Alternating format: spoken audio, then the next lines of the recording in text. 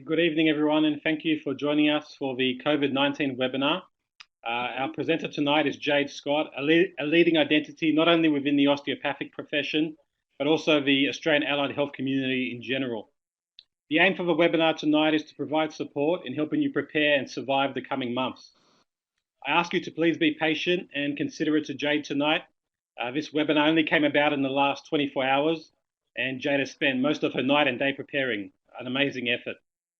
Please leave your questions till the end of the presentation. We anticipate that this will last between 45 minutes to an hour. That will leave around 30 minutes for questions. And please also note that tonight is only the start of our educational support around this crisis. I will be announcing a further webinar and micro video resources in the coming days. Thank you, Jade.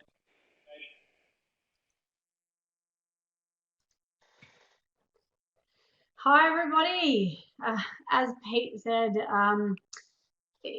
putting this together last night and today off about 4 hours sleep, I'm sure that you can imagine, I guess, how confronting that was to be aligned with everything that you see for somebody who doesn't like watching the news altogether, and then having to compile all the information in 24 hours was, I guess, a big challenge, but one that I was really excited to take on. And, more than anything, when you see all of the people that are registered, it's such an opportunistic time to bring the whole of osteopathy together. And this webinar for me, whether I've been aligned with employment or, any such other models in the past, tonight I am about being fair and being united and surviving and being here for each other, so that we can all come out of this in the end. We are all feeling the same stresses and the same pain. And so my job tonight is to hopefully talk about some of those concerns and, I guess raise a couple of questions and deliver some information that, I've been doing over the last probably 2 weeks, and even more so in the last 3 days. So sit back and enjoy. For those of you who are not watching the screen and listening to my voice, hopefully it doesn't get too grinding. We're in this together for the next 90 minutes. And to those of you who are listening at the after effect, then welcome tomorrow in the days to come. So I've titled this presentation, Prepare, Action, Survive and Thrive. And I've actually broken it down into 4 stages. I think it's really important to work this through step by step, and keep in mind that everybody here who is checking in tonight is at a different stage. I'm going to start and I'm going to go through every single one. Obviously, I can't source questions as I'm going through it, so hopefully just bear with me, and I intend on answering all of the questions and hoping to during the presentation, and we'll leave the rest to the end. I have spent the last few days talking to multiple business owners. I think 15 messages in my Facebook message was the least I got, and that was on Wednesday. So I've certainly been hearing from and reaching out to a lot of businesses to align myself with what is going on. Businesses, contractors, rental agreements, new graduates, everybody is affected by this. And this information that I'm giving you tonight is by no means final. It is changing rapidly. In fact, it's changing hourly. We might go through this whole webinar tonight, and tomorrow morning wake up and things will be different. So it is your responsibility to stay updated. But for now, I've managed to compile as much of what we possibly need to know together in this. My expertise is in leadership development and cultural change. I've been studying that now for 4 years, and I have been never so ready to take something like this on and I guess lead. If you're talking about leadership by definition of a obsessive passion for something, then I can assure you I have an obsessive passion for this. It's imperative that you know that you need to speak to the right people. Whilst I think I'm an expert now in 15% of all of these things, which makes up 100%, I am still not an expert in employment law, HR specialist, immunology, accounting, financial advising. You know, you need to talk to medical doctors and be up to date with the World Health Organization. But I'm going to deliver what I know and what I've compiled from other experts. And so hopefully it's enough to kind of get us started. So let's kick off and let's have an overview of the 4 stages. 4 stages being 5. Starting off at stage 0, ground 0, I'm calling denial. Stage number 1, I'm going to go through each of these in turn, is prepare. Stage number 2 is action, taking action. Stage number 3 is surviving. And stage number 4 is thriving. This information is going to be pretty direct and honest. It is not meant for fear mongering. Sorry about my text there. As you can see, I probably wrote that bit at about 2 a.m. It's my intention to inform and support you. So panic is when you assume something to be true. And at the moment, we can't assume anything. So what I want you all to do tonight is shift from panic mode across to something that's far more practical, and that's worry. Worrying about something is okay. Taking measures to simmer down that worry is responsible. So that's pretty much where we're going to start. So going on from that, the first thing I want to start with is one of my favorite quotes. The obstacle in the way is the way. We don't get to put our head in the sand. We simply don't. This is happening, and we all need to take measures to protect ourselves, our teams, and our family. So if you were at stage 0 in denial, I encourage you right now and right this second to join everybody else in stage 1. So this is where the responsibility starts, is understanding that this is happening and that we are going through all of this together. So stage 1 is prepare, don't panic. I've kind of broken that down into 3 things: support, protect, and plan. Support being support those around you.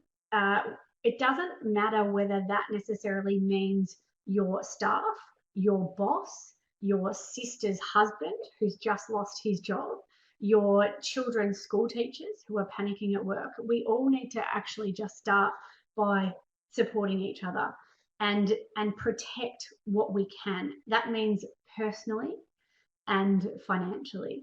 And in an effort to do that, we need to plan, and we need to plan ahead. Foresight is really difficult in times of the unknown, but we have to at least try. We have to be realistic. We have to plan for the worst and hope for the best, because it's unknown that causes fear, and it's fear that causes panic. So at least if we have a plan in place, we've got something to follow and we don't end up just wavering. To calm the panic, there's 4 main things that I want to start with. 1 is communication, and we're going to kind of break these down as we go through the steps. The second one is education. The 2 almost go hand in hand. Then one of the main core values that we should all be delivering right now, empathy we do as practitioners anyway, but compassion. Empathy is putting yourself in somebody else's shoes. You know, whether it be a contractor, putting yourself in the shoes of a business owner, or a business owner putting yourself in the shoes of somebody who's on a rent and facilities model and their patient numbers are fluctuating all the time. We need to put ourselves and start thinking about how this is going to affect and impact other people. So, you know, collectively, everybody has their own separate concerns, but they are still concerns and they're still important. That's where leadership kicks in. Leadership is about impact. It's about making a change and mostly making a meaningful change. We can do that amongst each other. We can do that by joining together here. I'm seeing all of the comments come up. I've had some beautiful messages today in support, in rallying around each other. And, you know, whether you're leading one person or an entire group of people, we are all leaders. And that's the first thing that we actually need to believe, and believe with conviction. We are all leaders right now, and we are all capable of making a change. So I want you to start by focusing on what you can control. Now, that will affect, you know, basically if you focus on what you can control, you've got steps and strategies in place in the now, in being present. We all know the cleanliness and hygiene responsibilities. We all know to try, at the very least, to have a positive mindset. We understand how powerful our mindset is, and keeping up morale in the workplace, keeping calm. And one of the reasons and one of the ways that we need to keep calm, and the ways that we do that, is through correspondence and regular contact. I know that I've met with my team via video and via one-on-one meetings and also group meetings almost every single day this week. We need to increase our contact. We need to increase our presence, because our presence is all that people have at the moment. And this is where you need to stand up and lead. It doesn't matter if you're the owner of a business. You can still go to somebody and show support. You can rally around your colleagues and just offer some humor, if nothing else, in these testing times. We need to focus on our processes and procedures. They're really, really important. Some people aren't great with the paperwork, and that's okay. We were trained osteopaths. We went through uni to use our hands. But at the end of the day, when it comes to things like this, we need to address our weaknesses. And, we don't get to put anything aside at the moment. We also need to focus on great patient experiences, because those of you who hopefully still have patients coming through the door, now is never been a good time to ramp up our customer service. And also to express why results are so important, why our role is so important, why we are valued in their life, why we are a trusted source for them. Aside from the patient contact, we're going to go into more of that a little bit later, but keeping yourself healthy, that includes physically and mentally, taking time out for yourself, that you can just take a breath. I feel like I'm treading water at the moment. In fact, I feel like I'm drowning multiple times. For those of you who don't know, I've got a staff of about 35 people. I've got 18 mortgages riding on my business, 15 families that depend on the income of the practice. I've got new graduates that are have been promised the world in mentoring and education, and have just come out of university expecting to step out into this beautiful profession that all of a sudden is disappearing in front of their eyes. And it's our responsibility not to have that happen. So looking after yourself and being kind with just simple mindfulness is really important when monitoring those stresses. And sleep. Look, I'd love to be saying I'm practicing what I'm preaching at the moment, but I don't sleep very well next to opportunity. And I'm probably one of the few people that I speak to that, we need to see this as an opportunity. We need to see this as thinking outside the box and being innovative for the first time ever. I heard about a wonderful story today from Nick Lucas, where there's a guy over in America at the moment whose entire gym has been shut down. And all of his, obviously, valued clients can't come in. They're all isolating at home, but they all value their health and they all value their exercise. And he is using his car to deliver his equipment, whether it be a bench seat or a dumbbell or a barbell and weights. He's delivering it to people's houses and renting out his equipment so that they can use it at home. That's something he would never have seen to have to do, but he's being innovative. And that's what we need to do in these times, is actually think outside the square. So stage one, how do we best prepare with this support, protect, and plan? We need to do this personally and professionally, and we need to actually start being realistic and getting into the nitty-gritty and stuff.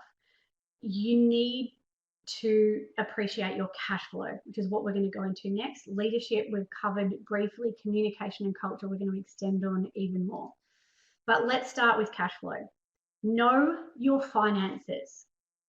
Know your finances. Know your finances. It's actually that simple.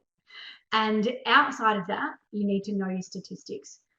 It's really easy for those, I guess, who are running an employment model, who are tracking statistics. They're probably tracking KPIs, cancellation rates, those sorts of things. But often on a contractor model, you're not really monitoring where you sit at from one week to the next. For the most part, you could be fully booked every single week. Your patient numbers fluctuate, as does your income. And you've never really had to keep a track of what your bottom line looks like.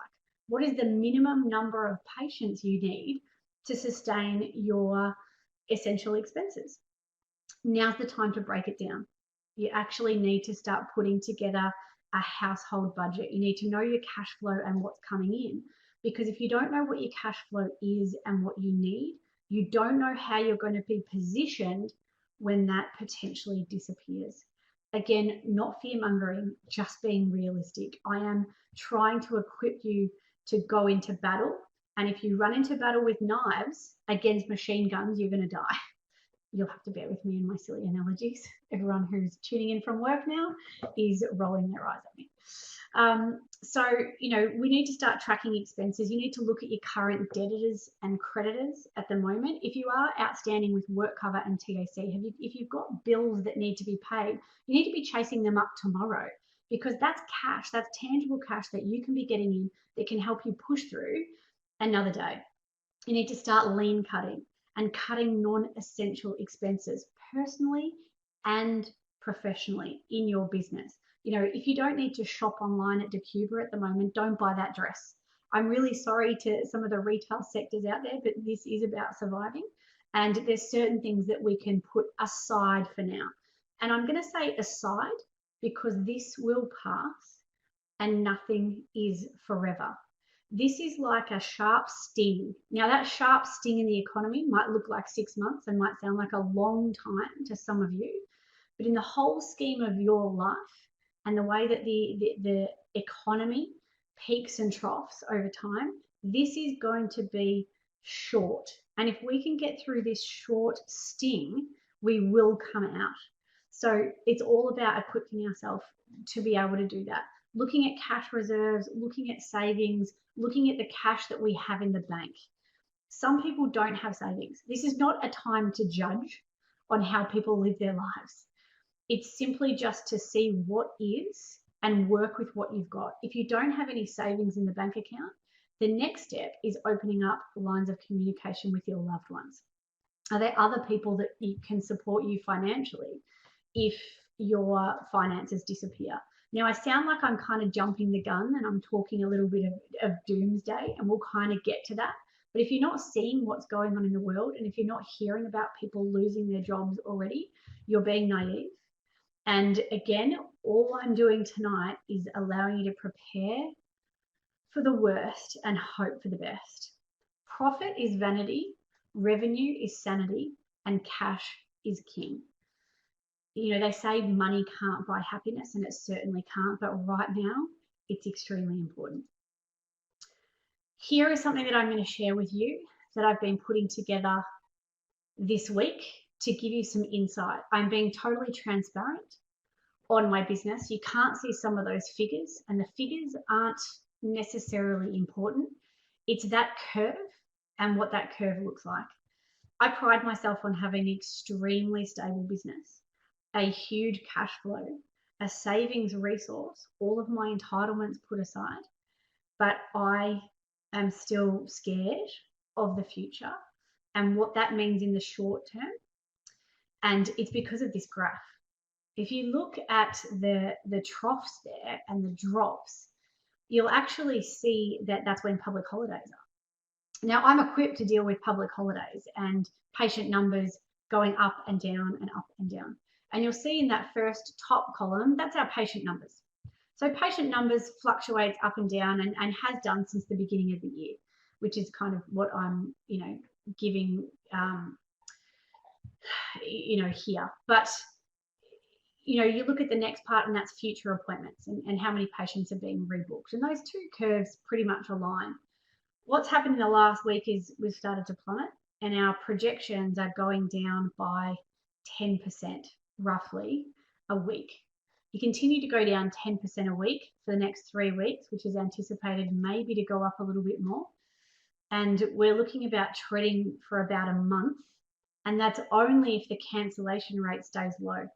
That grey graph and that grey line at the bottom is as patient numbers drop down, that cancellation rate is surging up. And when the two of those meet, that's kind of when you get in trouble. That's when you need to make the hard decisions. Why am I showing you this? Certainly not to scare you, certainly not because my business has anything related to yours, but it's showing you the importance of figures. And if your patient numbers drop and your cancellation rate goes up, you're eventually going to come to a point of zero or very, very low patient numbers. Patient numbers for us in a service-driven industry means revenue. Revenue means cash flow. You need to be watching this kind of stuff. And also, for those of you who are contracts or on, a fluctuating rent and facilities agreement, you're still paid on a fee-for-service model and you're paid on a per-patient model. So watching patient numbers and seeing them drop before your eyes. To put it into perspective, I've spoken to probably 15 business owners in the last couple of days. The smallest drop that we've seen is 10%. The average drop that we're seeing across osteo and across physio clinics, I can't speak outside of that, is around 25%. And then exceeding that, I've heard of businesses dropping by 90% in the last week, and already hearing of some businesses having to close in these times. I get emotional because hearing those things breaks my heart, but it's happening and it's going to happen even more. And so this is why I'm sharing this information, because even if you can walk away with one thing that's going to help you stick it out for an extra week or an extra month, then, it's all worth it for me. So we need to start leading. All of us need to start leading. If you haven't had a meeting with your team already, you need to plan for that. Monday is too far off. You need to make yourself familiar getting in front of a camera. We have the joys of Facebook now and live time. I would invite your team into a Facebook feed.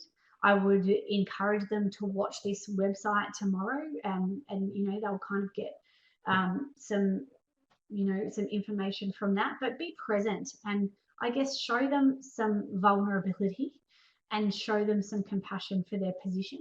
And that includes contractors, that includes sole traders.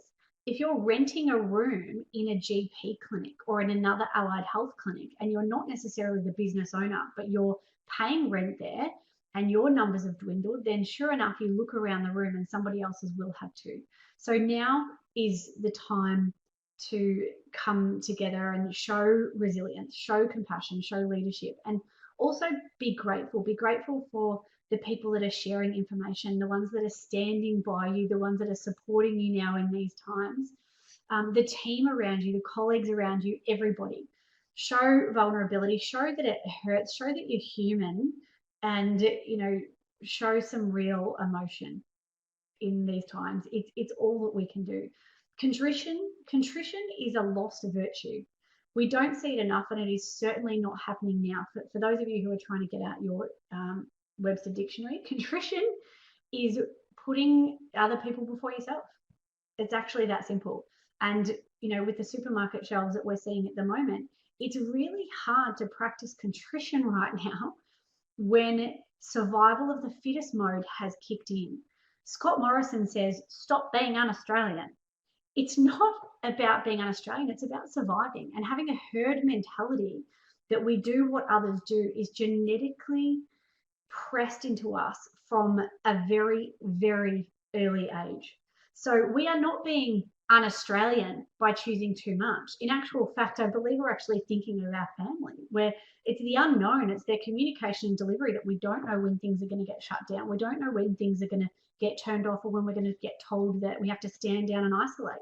So people are preparing. I don't necessarily see that as un-Australian unless you're being ridiculous and selling it on the black market. But if you've got enough, then that's enough. You don't have to go back every single day. But people are watching your character right now. Your integrity is everything, and how you handle this situation right now is how you are going to be remembered in the future. So we need to think about that and the role that we're going to play. So communication is key. I'm going to start with staff and communicating with your staff. I'm going to try and answer a couple of questions as I go through here and hopefully answer a couple of concerns as we go. So communication starting with your staff, and we're going to get to patients in a minute.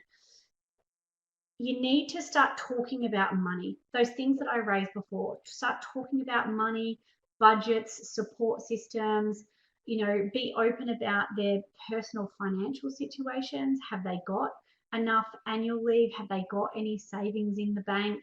Have you not got enough money to get by? Are you caring for somebody else? Are you responsible for the well-being and finances of somebody else that you perhaps might need to talk to a business owner about and choose to be vulnerable in these times? What if a practitioner doesn't want to come to work? What if they're actually genuinely fearing for their health and they don't want to go to work? That is totally reasonable. That's their prerogative. And I would suggest that most people would support them in that. But do you get paid to self-isolate in these times? No, you don't. If you are not sick and you are self-isolating, are you getting paid in these times? No, you are not. The government and the economy as a whole cannot afford, beyond its crippling times already, to have small businesses support people staying at home and not working and paying them sick leave when they are not sick. So you need to start talking about future strategies for your business when it comes to these sorts of things. And when it comes to who needs to isolate, I'll give you a couple of scenarios now that I've heard over the last couple of days. One of them was a staff member of mine went out on the weekend, has now got a terrible cough or cold or flu, can't quite get in to see a doctor and actually get testing, or for example is about to get tested. Do they need to self-isolate? At the moment, and we need to focus on what we've been delivered, people who are positive to corona or COVID-19 testing, who are proven to be positive, must isolate. Outside of that, if you've been in close contact with somebody, and close contact means 1.5 meters of somebody for 15 minutes or more who has tested positive, or longer than 2 hours in the same room of somebody who has tested positive, must self-isolate. If you are not sick, you're not getting paid for that. Unfortunately, you're just self-isolating. Outside of that, we can talk about clinics and those sorts of things. I can only talk about, what we know. What about when a patient calls up and says, I have, been positively tested for COVID-19? Do you have to shut down your whole clinic? No, no, no, no. No, no, no, no. Do I have to say that again? No. It's people, again, following the lines of close contact above. So if you've had a practitioner in close contact with that person, then yes, they must self-isolate.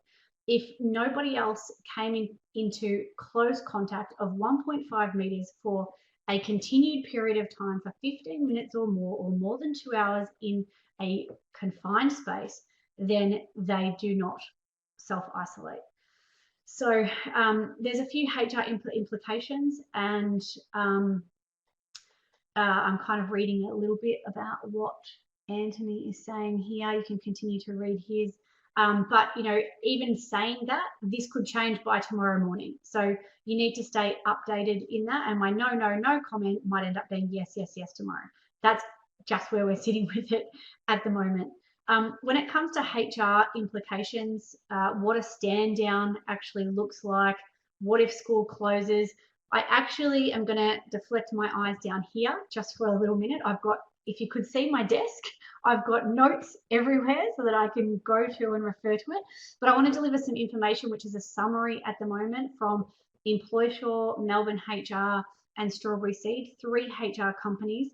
Obviously, there's different variances of all of this, but the first question that I want to ask, and hopefully this removes some of the questions that you might ask at the end.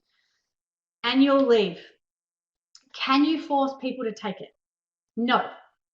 But when a company's options are limited, then you'll be able to use this as a means to negotiate with your employees. If this fails, you can consider a stand down. We'll talk about a stand down in a minute, or a redundancy, which is something else that we'll possibly talk about. Sick leave. Do you have to pay this for self-isolation? I just covered that. If the individual is not sick, they cannot take sick leave. If they're unable to work from home, then they are obligated to work remotely or if they are able to work from home, then they are obligated to work remotely Obviously, that doesn't stand for a huge number of us, if not all of us, and they have to take personal annual leave as prescribed. Redundancies, we can cover that now. COVID-19 itself is sufficient reasoning to make redundancies at this point in time. It is sad, but it is true. What those redundancies look like depends on how long somebody has been with you, and you need to be advised on that on individual basis when it comes to admin, reception, practitioners, those sorts of things. We'll talk about differing models in a minute. We'll kind of get to that. Termination. Is termination available for employers? No, it's not. Stand downs. Is an option to stand down as opposed to redundancies or forced leaves applicable? Yes, it is. However, you need to genuinely be unable to continue business operations with that, with those people present, and you can't take it preemptively. The best example of that at the moment is Qantas. Qantas are not making its staff redundant. They are standing them down for an indefinite period of time, hoping to get through the sting and be able to reinstate them afterwards. But if you want a good example of a stand down policy, that is Qantas right now. Reduced hours, which is really important and something else that you can talk to your staff about, and I'm happy to use my team as an example with this. Is it an option to reduce hours for employees, whether it be practitioners or receptionists, as opposed to making employees redundant? So that means rather than just letting somebody go altogether, can we start to stagger them in reductions over the next couple of weeks if we're seeing that our patient numbers are reducing? Yes, but the answer is, and they use the term, yes, but you need to convince your staff of this. I think convince is a very, very wrong word to use here, because I think with the right leadership, vulnerability and education, everybody can see what's going on. So it's about having an open and honest and yet difficult conversation with your staff to let them know what your positioning is and why. If you're reducing their hours in an effort to hold on to them long term and just to hang on to them for another couple of weeks, I can't speak for everybody, but I know that, my team, I have been blessed, and we have been blessed with the most amazing show of camaraderie that I have ever seen in all of my years in practice. I have had practitioners come to me and say that effective immediately, they're not going to take bonuses. They, have got a part-time job at Coles, and so they're not going to come into work and they're going to give their shift to somebody else. They are living at home with mum and dad right now, and mum and dad will not lose their jobs, and their jobs are not at risk. And if you need somebody to stand down tomorrow, I will do that, Jade. I'm getting emotional here because these are just amazing people that are doing wonderful things in times of crisis, and this just shows what people are capable of when you have these honest conversations with them. I think you'd be very surprised that everybody wouldn't contribute to the greater good in some ways. So I've got a note here at the bottom. What if schools close? And this, again, I'm going to sit on the fence with this, but I'm just going to deliver to you what I've heard, because I've almost heard everything now. If schools close, and that is part of a stand down and a government stand down for schooling and for childcare, and somebody is deemed to be a primary carer for those children, then that they may be considered to be able to take their carers leave or personal leave in this instance. Once that runs out, that runs out. If they can't then work from home, then they need to take their annual leave, and once that runs out, it's then leave without pay. There is an argument out there at the moment, can people work at home and still reasonably care for children? Thankfully, most of our jobs can't work from home, and so that's not a very hard decision that we have to make, but this is what some people are kind of dealing with. So this is what I mean by sacrifices and some of the stuff that I was talking about before. How strong is your team at the moment? And you know, I'm not leaving out those of you who are sole traders and who work alone. I can assure you, I'll get to you in a second. But you know, when it comes to sacrifices, you know, even individual sacrifices yourself, you know, are you willing to work, you know, we'll get to some of those in a second. I'm kind of jumping the gun there. So how solid is your culture? Everyone has to share from the same tip jar at the moment. That's the best way that I can explain it. It's really difficult to suggest that you've got some people losing their jobs and other people taking huge bonuses or huge percentage splits in these times. So when it comes to negotiating these sorts of stuff and the sacrifices that people are willing to make, that's one of the places that we'll start chatting about in a minute. So, you know, talking about your survival strategies to keep everybody on and for how long. What is your team willing to give up to survive? Survival, you know, occurs more in getting towards that stage 4, which is thriving. So we've obviously got a couple of stages to get to yet. So continue bearing with me. Hello to everyone in the comments. I'm so sorry I can't read them. I can see them all popping up there. Hopefully Anthony is deflecting a few of those for me, and hopefully I'm making some kind of sense. You know, I love an emoji. Do they work, Anthony? Send me an emoji if this is kind of making sense for you. So next, communicating with patients. There's a few ways to do this. You know, I'm putting together a whole mini course on all of the proactive things that you can do at the moment. Obviously, I only had 24 hours to put this together, and you can kind of see now why I didn't sleep very much last night. But, you know, I'm very proud to be able to deliver this to you and hope that it is helping. So, you know, this list, and the reason why I say that is probably about 30 long at the moment, but I've picked out a couple of things that you can start implementing straight away when it comes to practicing. Obviously, there's a couple of comments there about hygiene and all of those sorts of things. We've got a recipe at the moment. We'll get to kind of that a little bit later. But for now, I'm going to just keep tracking with communication and patients. So tracking your cancellation list at the moment. You need to be recording why people are cancelling if you're not doing this already. There's a lot of clinics not doing this already. It's really difficult if you're outsourcing your phones, but these are the sorts of things that you can get them. Simply put a piece of paper next to you, write the name of the person, their details, why they are cancelling. Some people cancel because they simply, you know, couldn't go to work, or maybe they're being a little bit, they're sick and they're doing the right thing and they're self-isolating at the moment. But, you know, they could be isolating for other reasons, like, you know, social distancing and those sorts of things, which is totally valid. But I'm going to touch on that again in a little while. So make a list and follow them up. Follow them up with personal phone calls. There is never a greater time to actually show your support and show your value, particularly in the early stages of what value we bring over the phone. Just communicating, calming and educating people over the phone. This is the birth of telehealth. And if this is where some clinics are going, it starts just with a simple conversation. You know, there's lots of people that we can communicate with outside of patients in the community. There's other things we'll get to, kind of, you know, GPs and stuff a little bit later, but offer that free advice. Start scripting your admin stuff when it comes to essential. The reason why I'm raising this word here is that at the moment, along with childcare, schools, medicine, health professionals are deemed an essential service at the moment.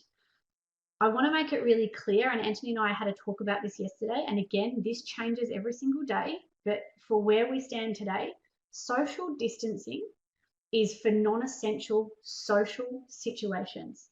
If somebody has an essential medical problem that they need serviced and health professionals do service that, then there are grounds to not necessarily blur, but, you know, there are different definitions for the need for social distancing and essential services.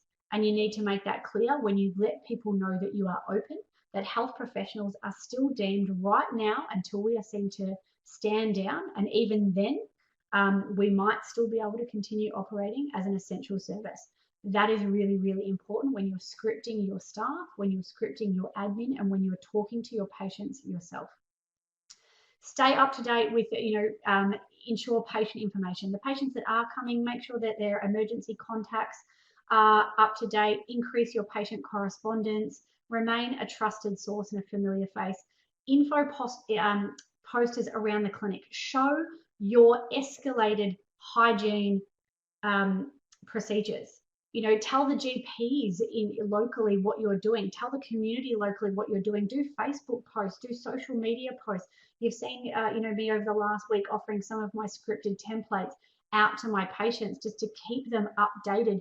These updates should be happening every 2 to 3 days at a minimum. This is not spamming people.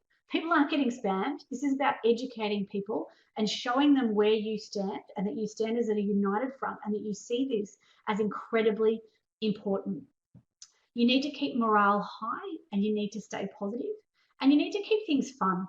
Sometimes humor, even on your social media, doing some posts about, I've seen some businesses washing their hands and, what's your wash your hands song, and, even doing a video on your hygiene measures, excuse me, and all those sorts of things.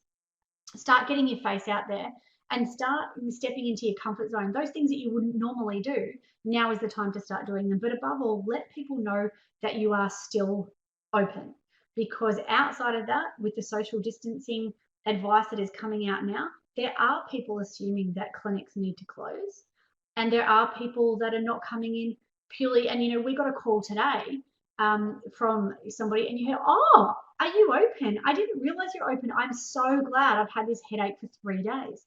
There are still some people that want to be coming in. So you need to make them very aware. Stage 2. So we've gone through stage 1, been through stage 1. How are we going for time? Okay, I'm going to push through. We need to start taking action. When do we need to start taking action? Taking action means formalizing your procedures and formalizing the things that you are actually going to put in place when you need to start doing them. I know for a fact there are some businesses that are running into stage 2 at the moment. They are calling on those sacrifices if they haven't already. I know I'm certainly calling on those sacrifices effective from Monday. I've had those difficult conversations. I've had those one-on-one conversations. Everybody needs to be aligned with it. This is not about convincing your staff to sacrifice. It's about surviving. You need to confront redundancies. Redundancies is the one thing that if you don't start doing that bottom line there, if you're not organized, it will cost you money. Even in the eyes of fair work, if you are going to make somebody redundant, you can't just do it effective immediately. This is where humility comes in, even in these times. So if you are at risk, even at all, of needing to, for example, make a receptionist redundant, casual, you can just simply say that you don't have shifts for them at the moment. They're casual staff. But if you've got a permanent part-time receptionist, let's use that as an example, and you've got another manager on all day, clearly in times where patient numbers are dropping, and even dropping by 20%, usually when there's a drop in 20% patients, we drop in by at least 20% in reception. The two kind of need to align. And that could mean that inevitably at some point, reception is probably going to be one of the first things to go, particularly if you've got practitioners there that can start to answer the phones and step up into that role. You can't simply, as of tomorrow, make somebody redundant. You need to have a face-to-face conversation. You need to let them know that this potentially could happen, and you at least need to flag it and do your due diligence when it comes to redundancies. Hopefully it doesn't get to that, but plan for the worst and hope for the best. Start having your horrible redundancy conversations now and tell them that you hope it doesn't have to happen. But in the event that you need to do something effective immediately and tomorrow, you can act on that. Start delivering variation letters. We talked about that from before, that came from Employsure. Variation letters is when you can, on agreement with staff, start to reduce their part-time hours. This might be where you start with reception. This might be where you start with some employed practitioners. You might do this collectively across the board. We discussed with a few of them saying, everybody drops down to 30 hours a week as a start, all in, one in. We all do this together. Or it might be that, you considerably reduce a receptionist who currently does 30 hours a week down to 10. That might be your first place when it comes to variation, but you need to deliver that with a letter, with a written letter, and I'm sure hopefully the OA HR, I'm sorry, I think I just caused you a whole lot of work tomorrow. You need to advise them and you need to get it signed by them that you both agree in a reduction in hours based upon the contract. If you don't have a contract in place, now's the time to still get a variation letter, because sometimes when somebody has assumed a certain number of hours ongoing for a considerable amount of time, that is deemed to be their regular hours. So you still have to make adjustments outside of that. Continue all lines of communication. Track your stats ruthlessly. If you were tracking your stats and patient numbers in a graph like I was doing, effective from Monday, we are tracking patients daily so that you can see where those drops are and you know where your crisis point is, where you need to actually tear the Band-Aid off and know that with this amount of patient numbers, this role has to be made redundant, or I need this many hours to sustain us for another week. So being unorganized, will cost you money. Stage number 3, survive. This is where I anticipate we'll all be in a couple of weeks. There was a little bit more on the news tonight that alluded to a potential stand down. In actual fact, and I'm not meant to give any opinions here at all, but I will. If it is going to happen, the government are basically just biding their time as to when. When is the best time? Do we have enough people with this virus to help flatten the curve? Is there enough that the curve is flat and we're not going to shut everybody down and it's just going to spiral back up again after a 2-week closure? I think they anticipate that it is going to happen from everything that I'm reading, and you might disagree with me. It's more a matter of when. And I think, to be honest, it is smart to align it with school holiday closures, but at the same time, that doesn't really do much for small businesses. Some of the statistical and financial triggers you need to be aware of, your revenue, patient numbers, cash flow, and cash reserve is what you are highly monitoring in this survival stage, because at the end of the day, it's those things above that equate to the amount of time that you can stay open. There's a couple of people, and it depends on what situation you're in. If the government does announce an official stand down, then a lot of business will take the opportunity to close, freeze all salaries and expenses at that stage, and hopefully everybody kind of, sticks in this together and gets through that 2 weeks together, or 4 weeks, or whatever it might be, and come out the other side. But what I've been saying to most of my staff is make sure that you can survive for at least 2 weeks without an income, at the very, very least. Cash flow is really, really important.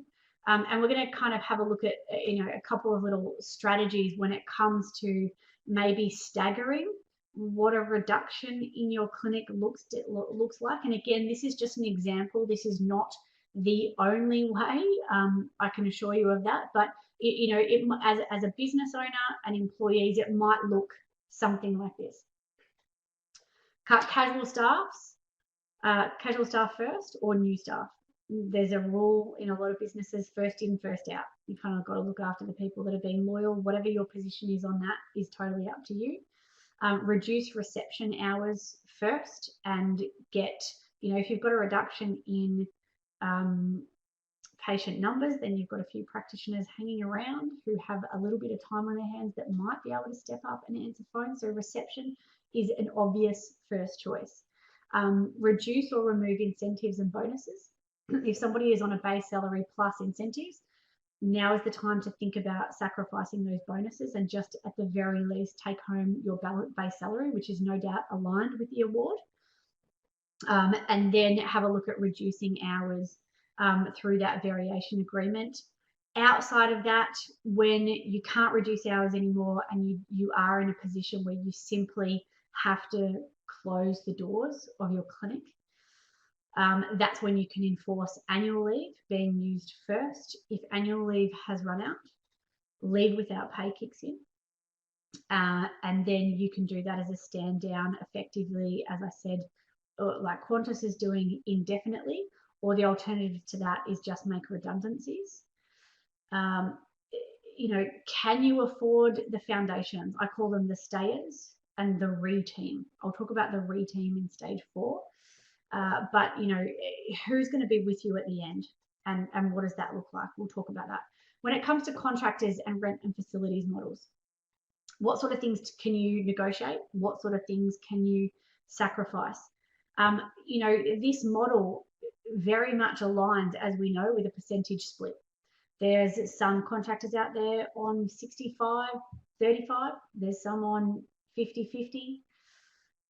You know, where are you going to take a bit of a hit in an effort to maintain a job to come back to?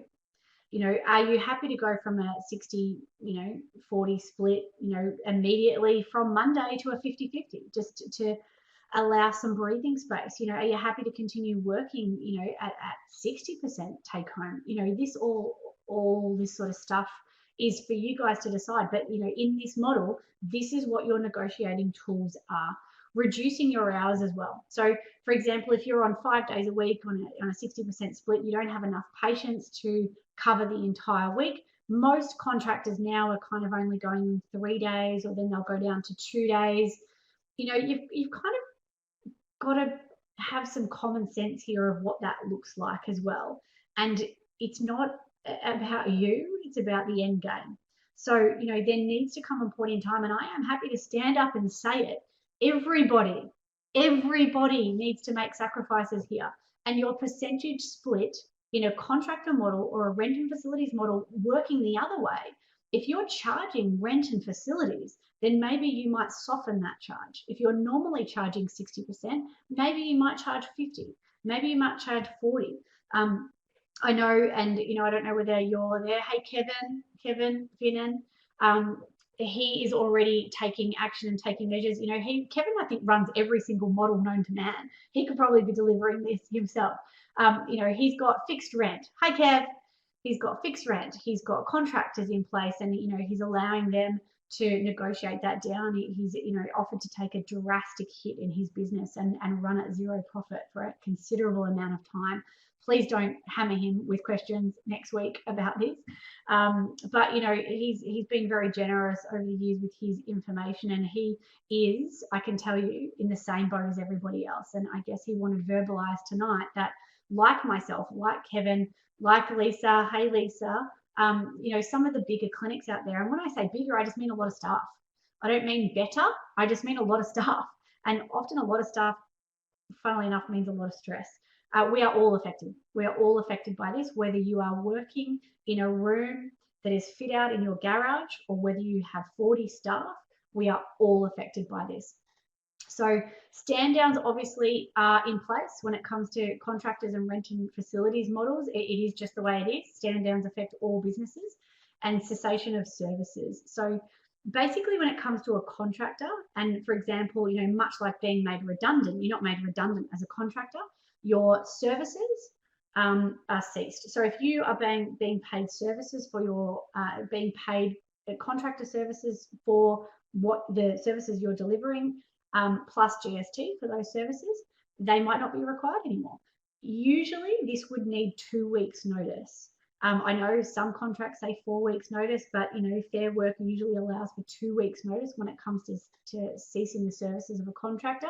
In these instances, in these times, nobody really knows, but there's a lot of HR companies out there that have also suggested that cessation of contractors can almost occur effective immediately. So that is worth exploring. That is worth getting more information on. Please don't hold me accountable to that. You need advice when it comes to that if you are a contractor or if you have contractors, whether that 2 week notice period applies. But at the end of the day, if they don't have work for you and if they don't have patients for you, you're not getting paid anyway. So you're kind of almost standing down by default, unfortunately.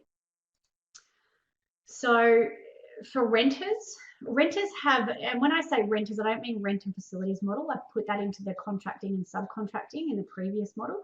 Renters are people with a fixed rent rate. So somebody who is renting a room in a GP clinic, somebody who is, renting a room in another business space, in a gym. You have got fixed rent, you've got lease agreements, and you need to be paid them. They are the responsibilities that you've taken on. And in actual fact, everybody has got, rent to pay or mortgages to pay. One of the announcements that did come out tonight, and it is coming, don't hold me to it, and we don't necessarily know when, but they have suggested in the next stimulus, there will be some kind of relief and stimulus for renters or landlords. So that is coming. We have been told that is coming. And at the same time, when it comes to business owners or people who are running businesses, it's been announced today that it's been negotiated with some banks. I don't know who they are, but some have certainly put their hand up. I got an email pop up before from Westpac, and I'm hoping that that is what it's going to be, where they are actually going to put a freeze or a reduction on business loans. And I think, we're all hoping that that's going to extend across into rental and that sort of stuff. So, there is some hope for government support here. And as you can see, that bottom line there, I added at about 11:57 this morning, because that wasn't the case at 9 o'clock this morning when I thought I'd almost finished this presentation. So, moving on from that covers models. Sole traders, can be renters, and they can actually kind of fit into this. Sole traders are also considered contractors at this point in time. Contractors who have their own companies could be considered business owners. There's a mess. There's a mess there. So obviously you need to try and pick and choose from the information that is being delivered, and then follow up and extend on that here for what is applicable to where you're positioned at the moment. And the last thing is personally. We need to have a look at how we're affected by this personally. What does our personal household budget look like? Because outside of business, outside of work, we've got families, we've got loved ones, and eventually it's going to find its way into our homes. And our home is where our safety is. And if we don't feel safe financially, then often that meshes its way into our life. So watching your expenses, knowing your expenses, take measures to ensure that you're positioned to live without an income, as I said, for a couple of weeks. You can't depend on government stimulus here, because even then, the red tape and the paperwork, we don't actually know what that looks like and how quickly it's going to come, because cash flow and cash in hand is what's important. And I think, and I'm probably not allowed to say this because this is very political, but we are looking at a position in the future where some people on the dole are actually positioned much better than some business owners. It's a really scary thought how society is affected across so many levels. So you can't assume that your mortgage, rent, and facilities and utilities are going to freeze in these times. You can't assume that $175 stimulus or that 25K tax break is going to be enough to get you through, but you need to know exactly what that time looks like. Does it look like 1 week? Does it look like 1 month?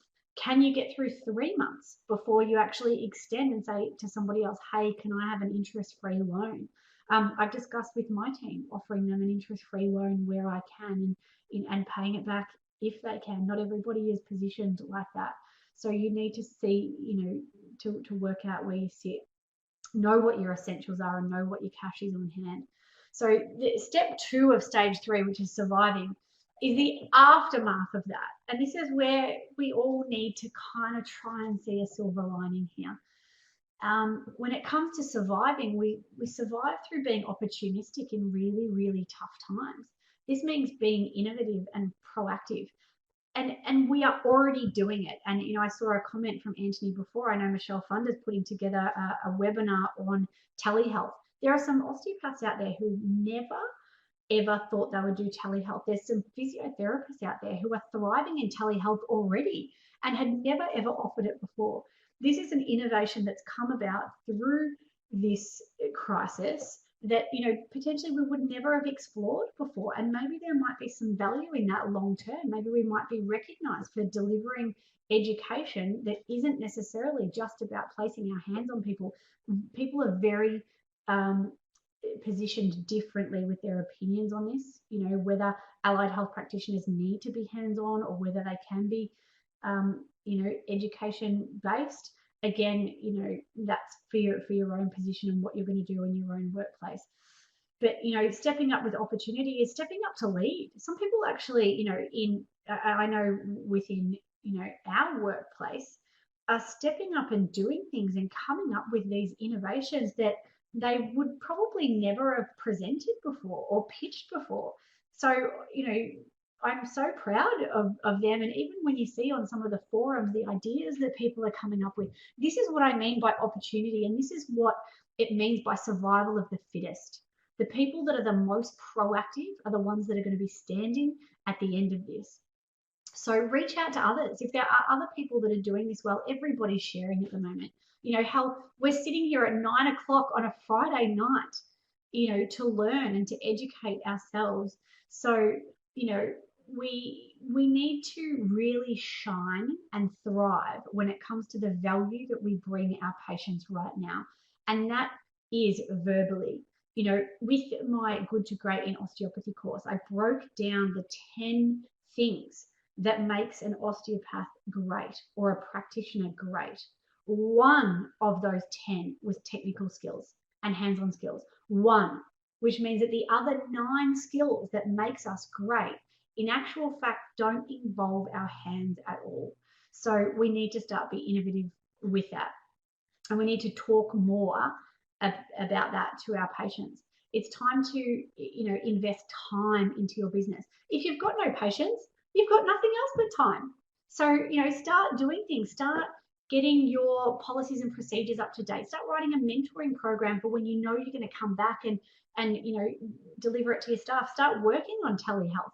Just because you can't do it now and you don't know doesn't mean you can't pick it up and start it in 5 days. That's what the webinar is going to be about. So, start investing time, because time is all we have at the moment. And above all, show gratitude and empathy, regardless of your position. This is the first time ever, which is where I smile at this opportunity, where contractors put themselves in the shoes of a business owner, and a business owner empathizes with a contractor or with a staff member who might lose their job. Or for the first time ever, we're transparent with stats and statistics and figures that most times we wouldn't think that our employees would even care about, but now they're thriving on. Or sitting down and having a conversation with a contractor about money and about what you're actually going to do to come out of this in the end. It is beautiful. So who's riding Crocs? Kate Kane. Don't talk about Crocs in my webinar. Sorry, inside joke for almost everybody that knows that I'm fearlessly against Crocs. Find opportunity and be proactive.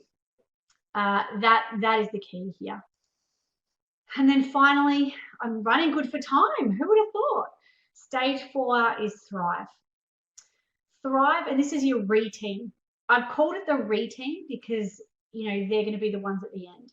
When you reopen, when you repair, when you recover, you rebuild, you restore hours that you'd originally reduced. You reconnect with people that you'd maybe made redundant in the past and say, I've got a job, we're going okay, I want you to come back. Recommence offering your beautiful service and your pride that you kind of got through this. Reintroduce your staff back into their bonuses and their incentives and into new roles and responsibilities, and reward them for, I missed reward. We can add that. Start to reward people for being there for you in the tough times. And then lastly, rejoice. I mean, it's not a word I would normally use, but it's a reword. And so I've reworked it in there. I'm getting tired. So that is your re-team. Your re-team, and this is where we all need to walk away from today, is let's be part of the re-team, okay? The re-team is the rebuild team, the people that are still standing after the storm has passed, those that have made the sacrifices, that have stepped up and showed up, the ones that went above and beyond to ensure that there was a business to come back to, a job to come back to, the ones that you're grateful for, that stood by you, that you lent on, that you cried with, that you shared with. the ones that you now get to celebrate with, the ones that you stand beside and be proud of, the invaluable support network that is rallied around you and that you have rallied around. And that is us as a profession, all of allied health. We're all in the same boat. Those that no amount of money can buy. That is your team, and that is who we need right now. So the end game, everything you do in the first 3 stages, which is prepare, strategize, deliver, action, thrive. I just rattled off 5. There's 4.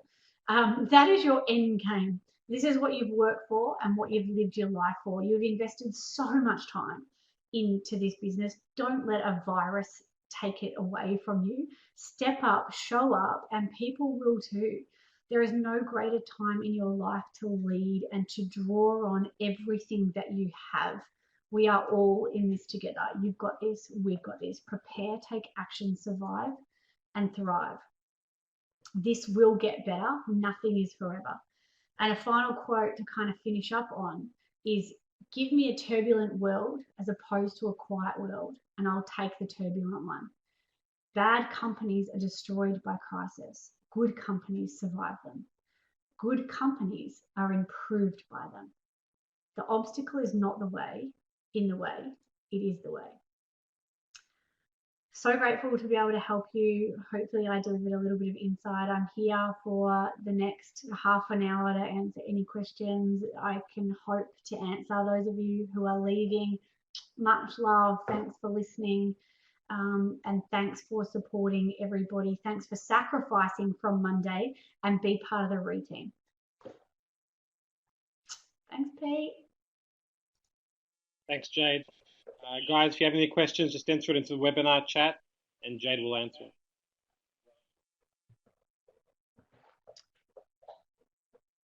Lots of thank yous. Thank you, thank you, thank you. What are we doing hygiene-wise at the clinic? We have dropped linen. I know that there's a lot of people that, yes, linen should be changed after every single patient. That's fine. And, for those clinics that can still sustain that, then I suggest, that's all part of the patient experience, is having beautiful, fresh linen. We used to track up to 800 patients a week. And so, yeah, we were changing. We are one of those companies that, kind of flips towels. We would certainly put down, areas around the face, and we would change the top bed sheet. But we've just chosen at the time to eliminate linen altogether. We're making up concoctions of spray, which includes disinfectant, a bit of tea tree oil, eucalyptus oil, aloe vera for the top tables, and just general soap and water. We're spraying them down in front of our patients before they lie down. And both patients and practitioners are washing their hands in front of each other so that they can see that procedure is in place. There's lots of different things where, are we using nail files and all of that sort of stuff? I mean, there does come down to personal hygiene. There's certain things that are aligned with the guidelines with DHHS. I suggest that you be on top of that. And I think that, too much when it comes to hygiene and escalating these measures is never too much. So hopefully that answers it a little bit. There's lots of people typing. People have placed reusable cups in the waiting room. We've just dropped water altogether. We've just dropped any use of, liquid, I guess, when it comes to elderly people. We've got that sort of stuff, but we've just, we haven't kind of been offering water and that sort of stuff at the moment. Some people would kind of agree with that. Regarding future plans, anticipated close downs from Simone, unsure whether changes will be leading and likely to happen after a shutdown. I think this is the hard thing, and unfortunately it doesn't really answer the question, is that nobody really knows. If you're looking at other countries who acted too late, like Italy and Iran, their shutdowns are looking, kind of like a month, if not more. In America, they're saying that this situation is going to, have lockdown borders for 6 months. the fear that is coming, and I guess when it comes to the social distancing that everybody's been told to honor and are actually doing it, which is part of the the facilitation in flattening the curve. Everybody's doing what they're told. So it's really hard to know what it looks like when they say, hey, open doors again. I anticipate when these doors are opened back up that it's not going to be, hey, everybody back, we're all back on at once. It is going to definitely be a staggered start when it comes to reintroducing staff, which is kind of, reintroduce, reform, repair. I think that is another whole webinar in itself in when that time comes, and I'll probably be happy to do it. Because I think there's going to be a lot more information to come about when it comes to that. The social distancing, I know that there's a lot of physios talking about the social distancing and how those laws align at the moment. It was handed out today that it was a 4 meters squared radius, which is 2 meters by 2 meters in any direction.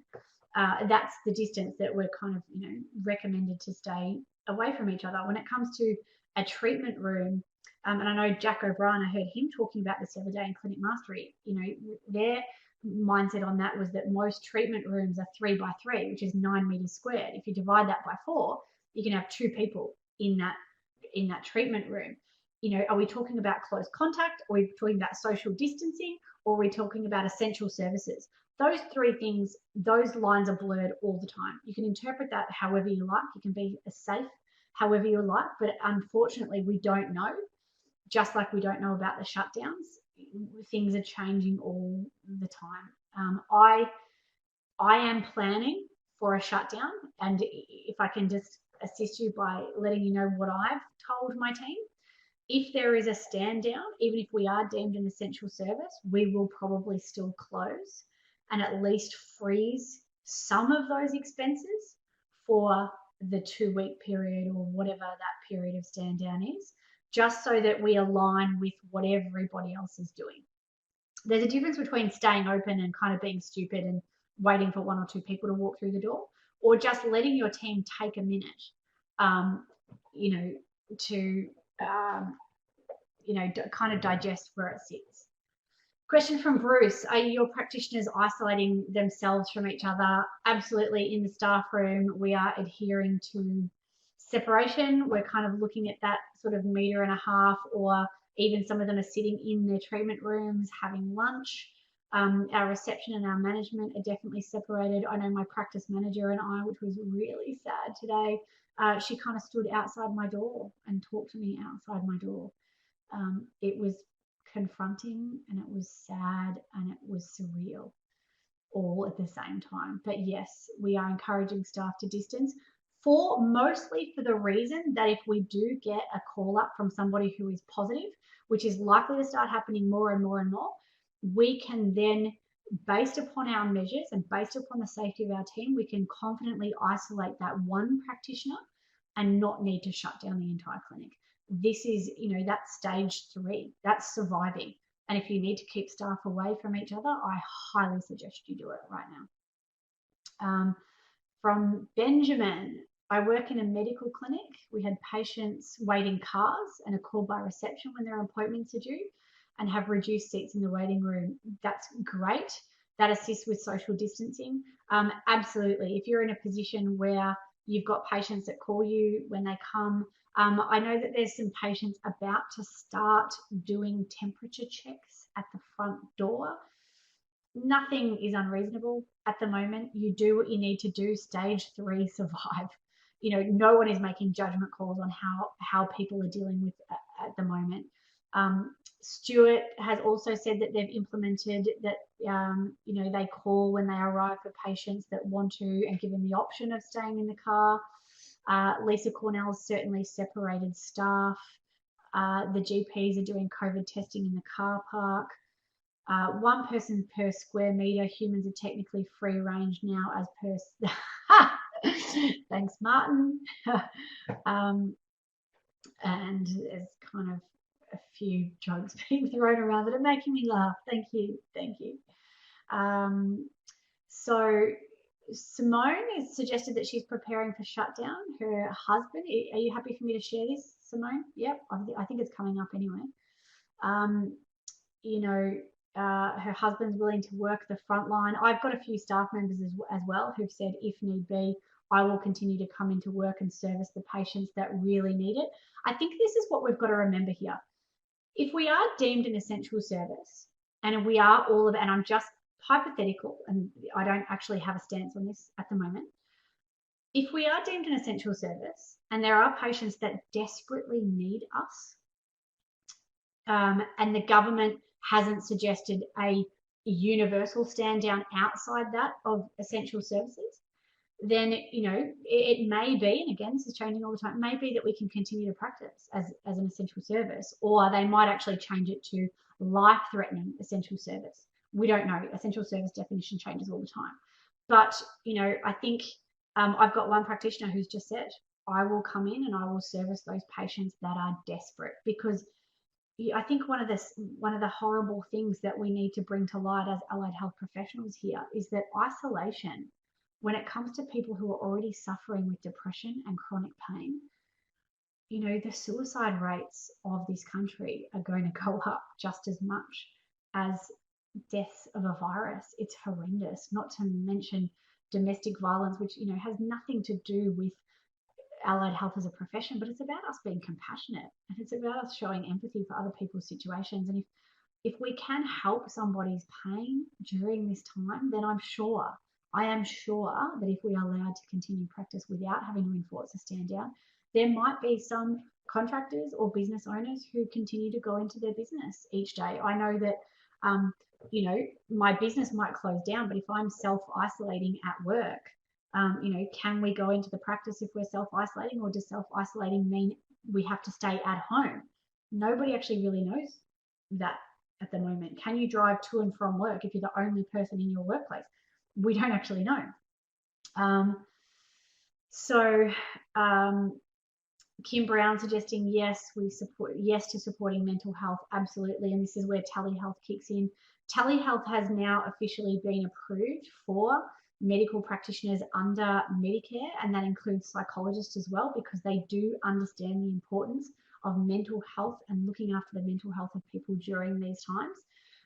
I don't know whether certain allied health, osteo and physio will be approved for Medicare for telehealth, but you don't actually know. We don't know how long this is going to go on for. You don't know what cans of worm they're going to open up in 3 months' time either, because opportunity presents itself. So we actually don't know. There's lots of pages that are being updated. I'm just kind of checking through still. Home visits from Adam. Again, look, my take on home visits, and it's something that I haven't looked enough into, so I can only give you my take. I'm confident with my team because I know the stringent measures that I am taking to ensure that this isn't being passed on. The only reason why I'm cautious of a home visit, even if it is somebody that desperately needs it, is you can't ensure what measures they're taking on their surfaces, on themselves, when you actually catch up. I mean, short of putting gloves on and scrubs, which some people might actually do, depends how passionate you are about helping people. If there is a way, I'm sure that you could actually find a way if you really looked hard enough into it. But my position at the moment would, in that instance, be protecting my own health. And if I don't know what stringent safety measures are when it comes to hygiene in somebody's house, I personally wouldn't put myself at risk, and therefore I probably wouldn't put my staff at risk. But that is a personal choice and has nothing to do with the advice. Lisa's still being funny. Kevin's still laughing. Bibbs is cracking jokes. PhysiTrack can be used for online exercises. We're exploring this at the moment. We're also looking into Square for online payments. I know Clinico at the moment is fast tracking their online payments at the moment as well. Thanks, Abs. Simone's still offering a heap of advice here. Department of Hospital will, the Department of the Hospital turned it into an emergency and ICU situation deteriorates.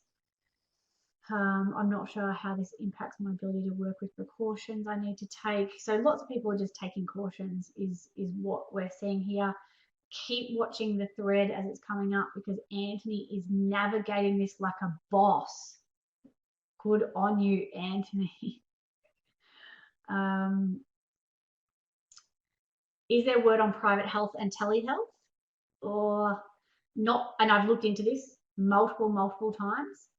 I would be very reluctant to suggest that private health and insurances will make a call on this in the early stages. And I think they would almost have to be enforced to by the government. That's not to suggest that the government might not do that to help open up some of the support through that medical and private health sector and actually start supporting some people.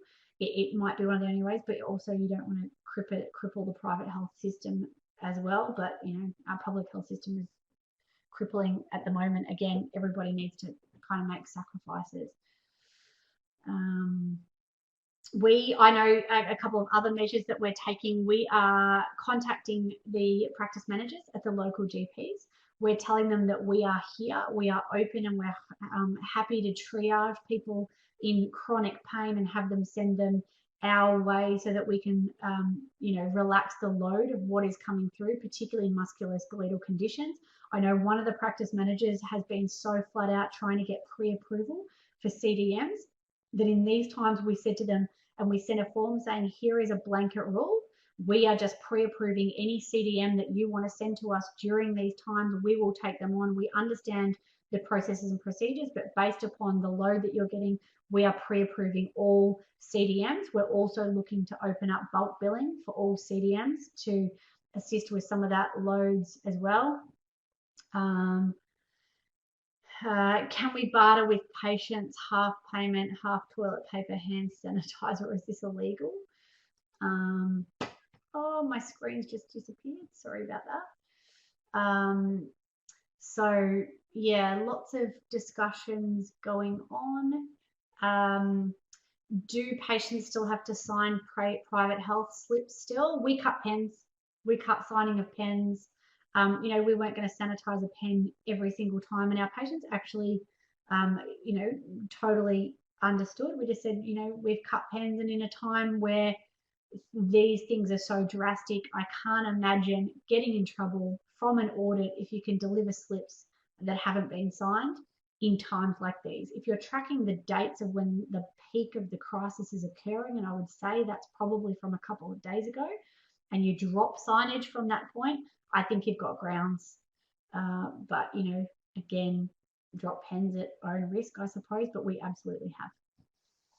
Any other questions you've fleeced through your end, Pete? All good, Jade. Okay. Maybe just wait a couple Okay, of minutes, that's see it. if anything comes in. So everybody's gone? Have I frozen? We still have a few comments coming in, but my screen is frozen for some reason. I'll let you know if a question comes through. It's just comments. Okay. Jennifer, Everything's frozen on Jennifer my just end. asked, So should we wear masks? should we wear masks? Well, up to you. Not even going to open that can of worms. Maybe we should, maybe we shouldn't. It hasn't been enforced yet. So it is still personal choice. When it's enforced, then I would probably comment purely based upon fact, but until then it comes down to personal opinion. So if you feel comfortable or more safe wearing a mask, then again, I think, all hats are off, no rules apply. And I don't think anyone would question you if you did. I think some people would probably, it would probably heighten the perception from some patients of a heightened risk in your clinic, but then they're probably a little bit naive to what's going on anyway. And I think, you've got to look after yourself in these times, survival of the fittest, really, but also look like you're really being proactive. Claire asked, do we still need to sign HICAPS forms? Sign the HICAPS form. I think, did my answer for that not come through before? On dropping pens? Yeah, I think you did. We Sorry, just drop pens for signage of everything. So yeah, we're not using pens at the moment. We're doing the SciCaps forms, we're swiping it, we're assuming that if the card is swiped, that the patient is present and the patient is authorising the swiping of that card and therefore authorising the swiping of the payment. And again, during these crisis times, this is where we've aligned ourselves. I apologise. My whole screen. She said, so drop signage for high caps and consent forms then? Yeah. Is it not coming through, my responses? It's coming through. I think she's just asking for confirmation. Oh, for the again, there's been no clear advice. We've chosen to do it because we're following suit with the pharmacies. The pharmacies have dropped their pens for any FPOS and Medicare signage, and so therefore we've just copied them. Literally, we've copied what pharmacies have been advised to do. Carolyn has asked, can reception sign with an X?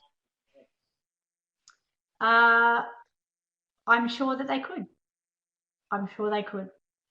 Again, I think in times like these that, you could get verbal approval for that and just say, do you mind if I sign on your behalf? I don't know whether that's legal or not. I can't answer that question, unfortunately. I think you'd need to get legal advice on that. But as I said, we're simply doing it because the pharmacists are. And I think, well, what's good enough for the pharmacists in these times is good enough for us.